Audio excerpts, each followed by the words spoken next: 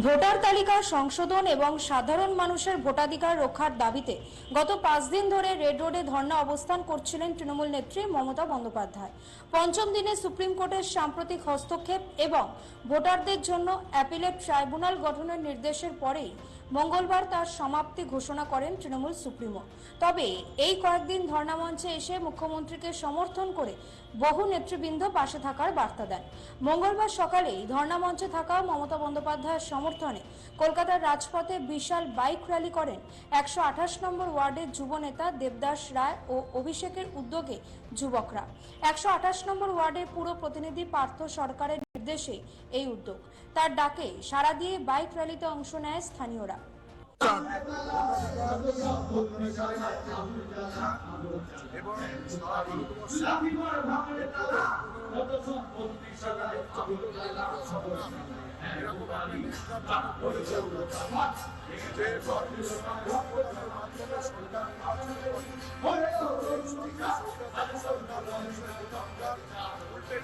চেষ্টা করছি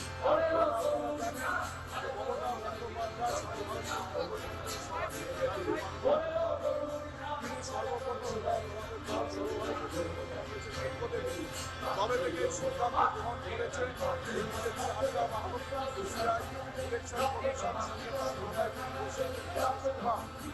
সেই ঘটনার পরই প্রথম প্রতিবাদ করা হয়েছিল এবং সেই লড়াই আমাদের চলছিল। সঙ্গে অভিষেক বন্দ্যোপাধ্যায় আমাদের এই লড়াইয়ের সেনাপতি হিসাবে তিনি তার প্রতিবাদ জানিয়েছেন এবং সেই লড়াই চলতে চলতে আজকে আপনারা দেখছেন যে বর্তমানে আমরা ঘটনাচক্র দেখতে পাচ্ছি যে যেখানে মানুষের ভোটাধিকার কেড়ে নেওয়া হয়েছে, 63 লক্ষের ওপর ভোটারের নাম ডিলিট করা হয়েছে এবং 60 লক্ষর মতো ভোটার অ্যাডজুডিকেশনের মতো একটা নতুন নামকরণের মধ্য দিয়ে তাদের বিবেচনাধীনে আছে, যদিও একটা বিচারাধীন বিষয় বিচার প্রক্রিয়ার মাধ্যমে হচ্ছে সুপ্রিম কোর্টের নজরদারিতে।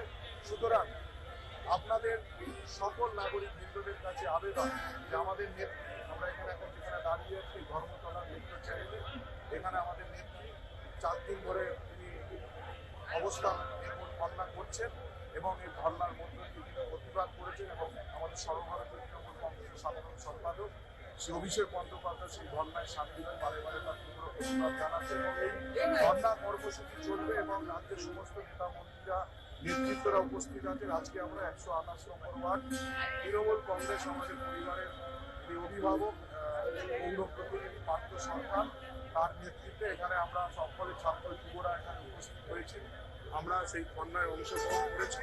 সুতরাং এই ধর্ণা যে কর্মসূচি সেই কর্মসূচি লাগাতারভাবে চলবে এবং জ্ঞানেশ কুমার যতই এই কলকাতায় এসে এই বাংলায় এসে যতই তিনি মানুষের উদ্দেশ্যে হাত নাড়ুক, 2026-এর নির্বাচনে তৃণমূল কংগ্রেস মমতা বন্দ্যোপাধ্যায় হাতকে শক্তিশালী করবে জনগণ এবং সেই হাত শক্তি করার মধ্য দিয়ে এই নির্বাচনী বৈতরণী পার করার মধ্য দিয়ে আরো একবার ৪র্থবারের জন্য সরকার গঠন করবে। সুতরাং আপনাদের কাছে 128 তৃণমূল কংগ্রেসের পক্ষ থেকে আবেদন রাখি যে আপনারা মমতা বন্দ্যোপাধ্যায়ের হাতকে শক্তিশালী করুন, যিনি সর্বদা আপনাদের পাশে থাকে। লক্ষ্মীর ভান্ডার, স্বাস্থ্যসাথী, যুব সাথীর মতো বিকল্প যে প্রকল্পগুলো আছে সেই প্রকল্পগুলো তার মস্তিষ্ক বসতে আপনাদের কাছে সেই পরিষেবাকে পৌঁছে দিয়েছেন এবং দুয়ারে সরকার পাড়ায় সমাধান কর্মসূচিকে এনে সরকারি পরিষেবাকে আপনাদের দুয়ারে এনে দিয়েছে। সুতরাং এরকম একটা শক্তিশালী নেত্রী আমাদের এই রাজ্যে আছে। সারা ভারতবর্ষের তিনি নেত্রী, সারা ভারতবর্ষে তিনি মাথা উঁচু করে লড়াই করছেন। আর কোনো রাজনৈতিক দল এখানে নেই, শুধুমাত্র তৃণমূল কংগ্রেস আপনাদের পাশে আছে।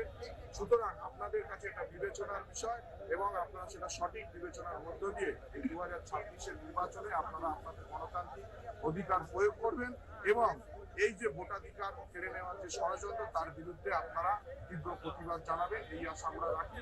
সুতরাং আপনাদের কাছে আবেদন, আপনারা সঠিক পর্যবেক্ষণের মধ্য দিয়ে তৃণমূল কংগ্রেসের পাশে থাকুন। তৃণমূল কংগ্রেস আপনাদের পাশে আছে, নেত্রী মমতা বন্দ্যোপাধ্যায় আপনাদের পাশে আছে, অভিষেক বন্দ্যোপাধ্যায় সর্বদা আপনাদের পাশে আছে। ধন্যবাদ। Bureau report, channel 10।